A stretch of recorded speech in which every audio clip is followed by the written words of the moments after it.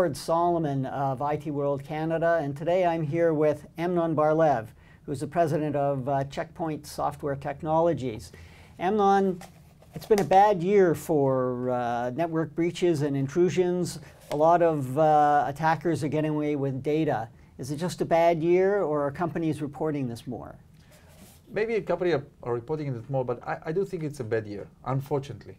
From our experience, and we have about 100,000 customers around the world, from things that we collect and understand, there's significantly more attacks that we see.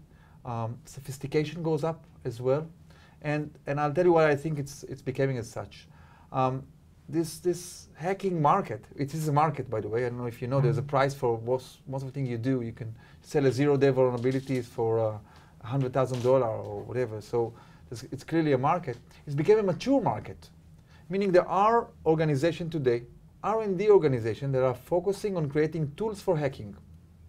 And there are people who are using that. So today it's becoming a commodity. People can just rent a service and activate it. I'll give you an example. You can rent a botnet.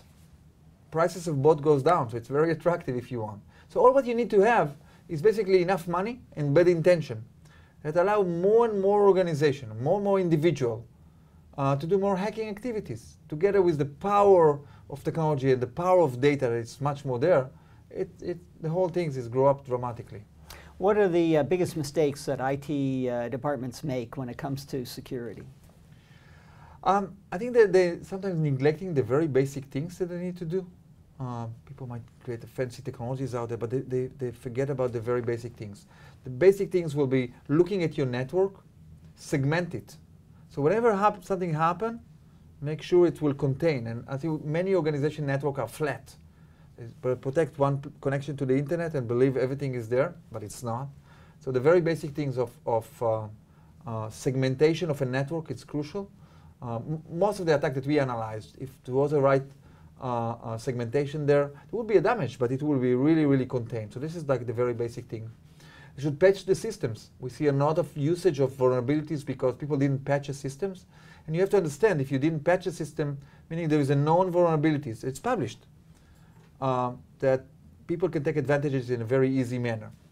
And then on top of that, you need to make sure you activate the important controls that you need to do. All these threat prevention controls. So people are in many cases, they have firewalls. Yes, it's great.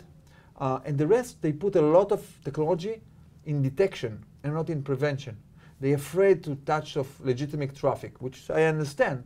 But they need to go on this road and implement more and more prevention. I clearly see a good trend on that.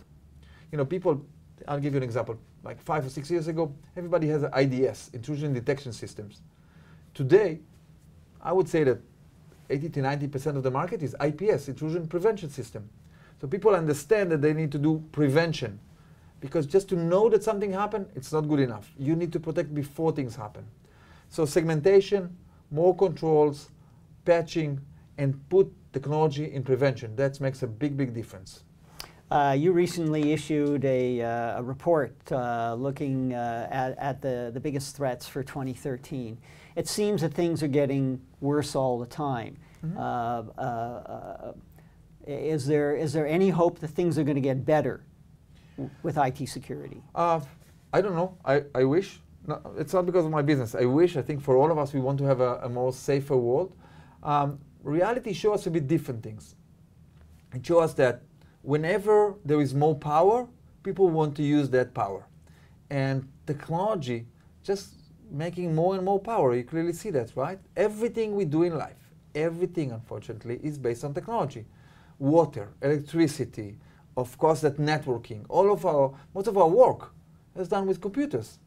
So technology is not going to disappear. It's actually going to be there more and more.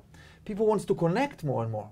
So you cannot create an isolated environment. People want more functionality. Today, the computing power that you have on your hands from a smartphone is stronger than the machine that took us to the moon.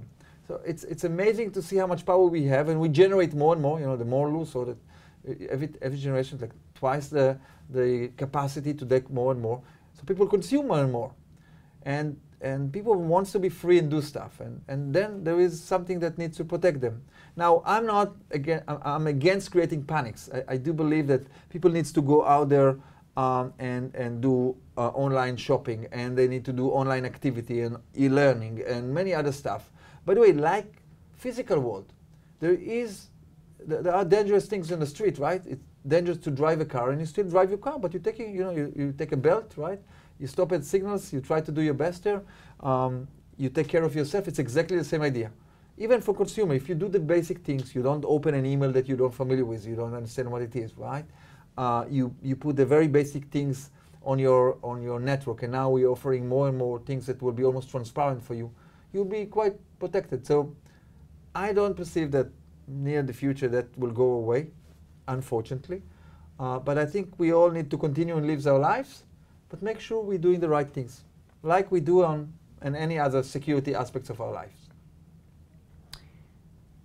Don't panic, layer defenses. That's the word. I'm Howard Solomon for IT World Canada.